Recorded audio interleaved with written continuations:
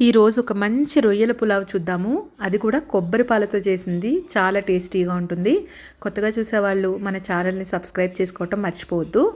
ముందుగా నెయ్యి అండ్ ఆయిల్లో హోల్ గరం మసాలాని వేసి ఒక 2 మినిట్స్ పాటు ఫ్రై చేసుకున్న తర్వాత ఒక పెద్ద ఆనియన్ 4 పచ్చిమిరపకాయలు కూడా బాగా మగ్గిన తర్వాత దీంట్లో మసాలా వచ్చేసి చెక్క, లవంగ, ఇలాచి, గసగసాలు, అల్లం వెల్లుల్లిపాయ మెత్తగా పేస్ట్ చేసుకొని అది కూడా బాగా ఫ్రై చేసుకోవాలి. ఫ్రై అయిన తర్వాత రొయ్యల్ని వేసి ఇవి కూడా బాగా మగ్గిపోయిన తర్వాత సరిపడా ఉప్పు, కారం, అలాగే గరం మసాలా అండ్ బిర్యానీ మసాలా ఇవన్నీ వేసి కాస్త పెరుగు కూడా వేసి ఒక 2 to 3 మినిట్స్ పాటు కుక్ అయ్యేలాగా కుక్ చేసుకున్న తర్వాత సరిపడా వాటర్ని వేసి ఎసరు మరిగే టైంలో చక్కగా బాస్మతి రైస్ ఆల్రెడీ నేను నానబెట్టి పెట్టాను. కడిగేసి ఒక 20 మినిట్స్ బిఫోర్ అయితే సరిపోతుంది.